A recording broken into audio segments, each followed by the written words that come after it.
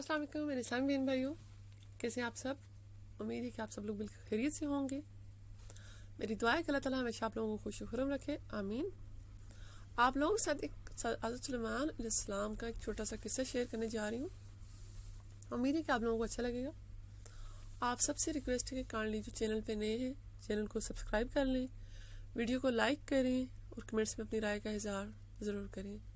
Thank you. वाक़या का start लेते हैं। हज़रत इब्न अब्बास रदी अल्लाह ताला अन्हु ने फरमाया कि हज़रत सुलेमान अलैहिस्सलाम एक जंगजू शख्स थे। खुश्की और समंदर में जंगें लड़ा करते थे। उन्होंने किसी बेरी जजीरे के एक बादशाह के बारे में सुना तो आप अलैहिस्सलाम बमा अपने जिन और इंस के लश्कर के हवा पर सवार होकर इस जजीरे पर उतरे।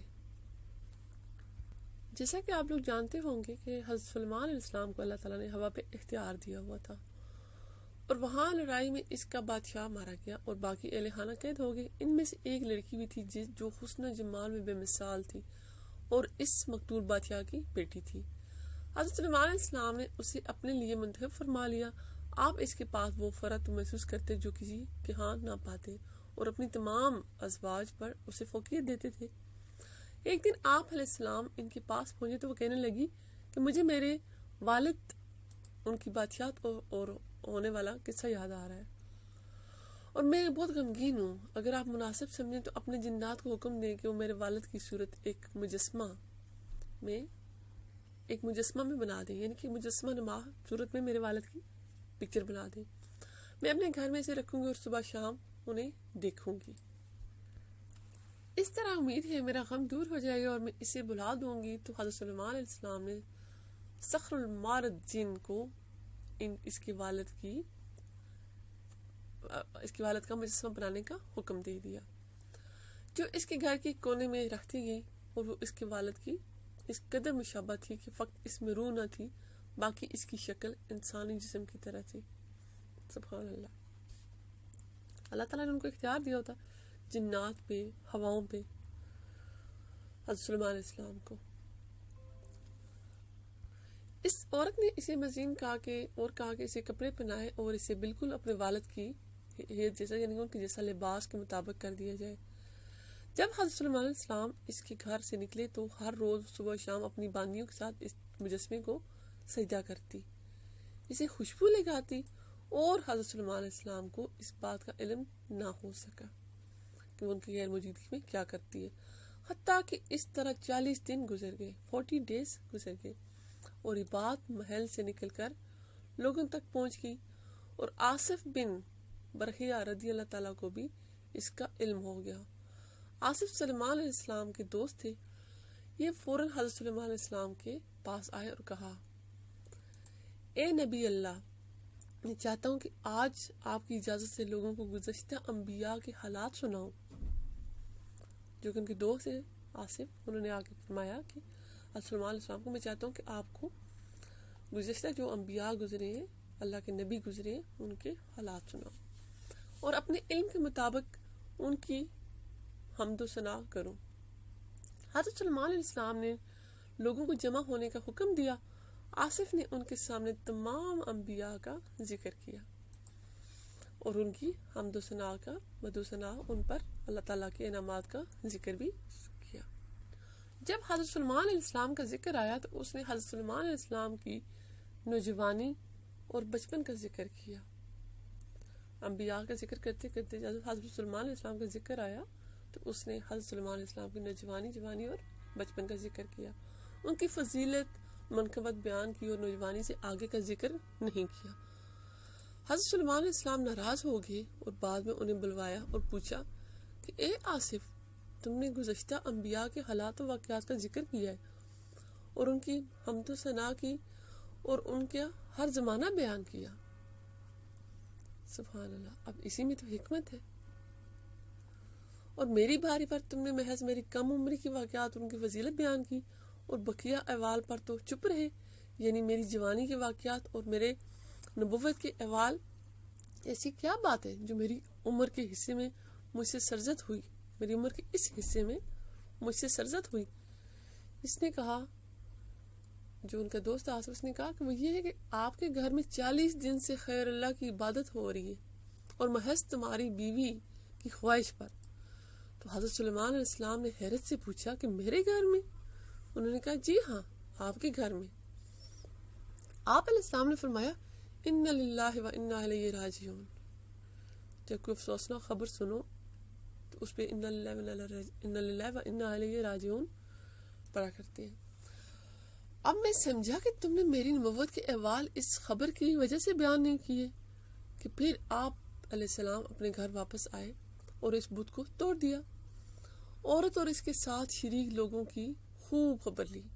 پھر آپ علیہ السلام نے صاف کپڑے منگوا کر زیب تن فرمائے اور پھر بیابان میں نکل گئے، جنگلوں میں نکل گئے، اور راکھ مٹی وغیرہ پر بیٹھ کر توبہ کے لیے متوجہ ہوئے، اللہ سے استغفار کرنے لگے اور اس مٹی پر لٹنے لگے، مطلب اپنے آپ کو مٹی میں لپیٹنے لگے، تزلزل اور اتنا روئے اللہ کے حضور اور استغفار کرتے رہے اور کہتے رہے اے میرے رب، یہ تیرا کیسا امتحان ہے کہ آل و اولاد کے گھر میں غیر اللہ کی عبادت ہوتی رہی، اللہ اکبر، اور تیرے غیر کی عبادت ان کی گھروں اور اہل خانہ میں گھس آئے، اللہ اکبر، کہ میرے ہی گھر میں میری موجودگی میں وہاں پہ غیر اللہ کی عبادت کرتے رہے، یہ تو اللہ کے نبی ہے نا، ان کے گھر میں غیر اللہ کی عبادت۔ آپ کے برابر اسی طرح کہتے رہے، آپ اس طرح برابر کہتے رہے، استغفار کرتے رہے اللہ، حتیٰ کہ شام ہو گئی تو آپ علیہ السلام گھر لوٹ آئے۔ آپ علیہ السلام کی ایک باندی تھی جس کا نام امینہ تھا۔ آپ علیہ السلام کا معمول تھا کہ آپ جب بیت الخلاء جاتے، ٹوائلٹ جاتے، تو آپ اپنی ازواج کے ہاں مصروف رہتے ہوتے، تو آپ علیہ السلام اپنی انگوٹھی کو اس کے پاس رکھوا دیتے۔ جب اپنی وائفس کے پاس جاتے یا ٹوائلٹ جاتے تو اپنی رنگ اتار کے اپنی اس باندی کے پاس چھوڑ دیا کرتے تھے، اور آپ علیہ السلام اپنی انگوٹھی کو سوائے پاک حالت کے نہیں چھوتے تھے، اور اللہ تعالیٰ نے بادشاہت کا راز اس انگوٹھی میں پوشیدہ رکھا تھا۔ وہب کہتے ہیں کہ ایک دن آپ علیہ السلام وضو کے ارادے سے تشریف لائے تو اپنی انگوٹھی اس کے پاس رکھوا دی، اور سحر المارد جن آیا اور آپ علیہ السلام سے پہلے وضو خانہ میں داخل ہو گیا۔ یہ وہی جن ہے سحر المارد جس نے وہ مجسمہ بنایا تھا، جس کو حضرت سلیمان علیہ السلام نے آرڈر کیا تھا وہ مجسمہ بنانے کا۔ سحر المارد جن آیا اور آپ علیہ السلام سے پہلے وضو خانے میں داخل ہو گیا۔ آپ قضائے حاجت کے لیے تشریف لے گئے، یعنی کہ ٹوائلٹ چلے گئے، اور یہ شیطان آپ علیہ السلام کی شکل و صورت بنا کر اپنی داڑھی جھاڑتا ہوا باہر نکل آیا۔ جن روپ تو دھار سکتا ہے نا، جن کو اتنا اختیار اللہ تعالیٰ نے دیا ہوا ہے، اور اس میں اور حضرت سلیمان علیہ السلام نے شکلاً کوئی فرق محسوس نہ ہوتا تھا۔ اس نے کہا امینہ میری انگوٹھی لاؤ۔ امینہ وہ جو باندی تھی جس کے پاس وہ اپنی رنگ حضرت سلیمان علیہ السلام چھوڑ کے جایا کرتے تھے، اس کو کہا کہ میری وہ رنگ لے کے آؤ۔ اس نے حضرت سلیمان علیہ السلام سمجھ کر ان کو رنگ اسے دے دی۔ وہ انگیٹھی لے کر آپ کے تخت پر جا بیٹھا۔ وہ جو جن تھا وہ انگوٹھی پہن کر حضرت سلیمان علیہ السلام کے تخت پر جا بیٹھا، اور جن و انس ان کے تابع ہو گئے۔ پھر حضرت سلیمان علیہ السلام اپنی حاجت سے فارغ ہو کر باہر نکلے، اور آپ علیہ السلام نے کہا امینہ میری انگوٹھی لاؤ۔ اس نے کہا آپ کون ہیں؟ آپ علیہ السلام نے فرمایا میں سلیمان بن داؤد علیہ السلام ہوں۔ اس وقت آپ کی حالت بدلی ہوئی اور رونق غائب تھی۔ امینہ بولی تم جھوٹ بولتے ہو، سلیمان اپنی انگوٹھی لے جا چکے ہیں۔ اللہ اکبر، اور اپنے تخت پر بیٹھے ہوئے ہیں۔ حضرت سلیمان علیہ السلام سمجھ گئے کہ وہ اپنی غلطی کی پکڑ میں آ گئے۔ حسن کہتے ہیں کہ حضرت سلیمان علیہ السلام اپنی جان کے خوف سے وہاں سے نکل پڑے، بغیر جوتی اور ٹوپی کے، صرف کرتا اور تیبند پہنا ہوا تھا۔ آپ راستے پر بنے ایک گھر کے پاس سے گزرے، یعنی کہ آپ اپنا گھر چھوڑ کے چلے گئے۔ اس وقت بھوک و پیاس اور گرمی نے آپ کا برا حال کر رکھا تھا۔ آپ آپ نے اس گھر کا دروازہ ناک کیا، ایک بوڑھی عورت نکلی، اس نے پوچھا کہ کیا ضرورت ہے؟ آپ علیہ السلام نے فرمایا ایک تھوڑی دیر کے لیے مہمان نوازی کر لیں آپ میری، آپ دیکھ رہی ہیں کہ گرمی کی شدت میں میرا کیا حال ہے، میرا پاؤں جل رہا ہے، بھوک اور پیاس انتہا سے زیادہ ہے۔ اس عورت نے کہا اس وقت میرا شوہر گھر میں نہیں ہے، میں کسی غیر محرم شخص کو اپنے گھر میں نہیں بٹھا سکتی۔ باغ میں چلے جاؤ، اس میں پانی اور پھل موجود ہے، پھل کھاؤ اور ٹھنڈک حاصل کرو، جب میرا ہسبینڈ گھر آ جائے گا تو میں آپ کو اندر بلا لوں گی اور آپ کی مہمان نوازی کی اجازت ان سے لے لوں گی۔ اگر اجازت دی تو ٹھیک ہے، نہیں دی تو تم اللہ کا دیا ہوا رزق کھا چکے ہوگے۔ حضرت سلمان علیہ السلام باغ میں داخل ہوئے اور نہا کر آپ سو گئے۔ وہاں مکھیاں آپ کو تنگ کرنے لگیں کہ اچانک ایک کالا سانپ آیا اور حضرت سلمان علیہ السلام کے پاس آ کر وہاں سے مکھیاں بھگانے لگا۔ اتنے میں عورت کا شوہر بھی آ گیا اور عورت نے اس مہمان کے بارے میں بتایا اور اس کا ہسبینڈ ان کے پیچھے باغ میں آیا اور سانپ اور اس کے کام کو دیکھا تو اپنی وائف کو بلا کر اسے بھی یہ تماشا دکھایا اور بولا یہ حیرت انگیز منظر دیکھو۔ تو اس کی وائف نے بھی دیکھا کہ سانپ آتی ہوئی مکھیوں کو آپ کے پاس نہیں آنے دے رہا جو آپ کو تنگ کر رہی تھی۔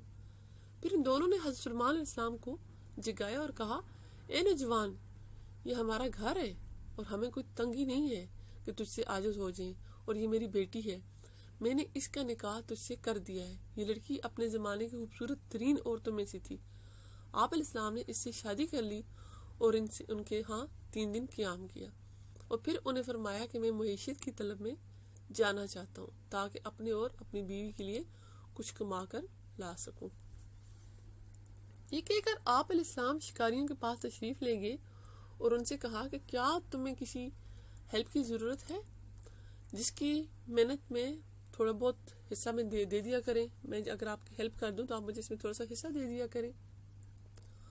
تو انہوں نے کہا آج کل ہمارا شکار بند ہے اور کوئی بچت نہیں ہے جو تمہیں دے سکیں۔ آپ علیہ السلام دوسرے کے پاس آئے اور ان سے بھی یہی کہا تو انہوں نے رضامندی ظاہر کی اور کہا کہ خوشی کے ساتھ آئیے اور جو ہمارے ساتھ ہوگا ہم آپ کو اس میں سے حصہ دے دیا کریں گے۔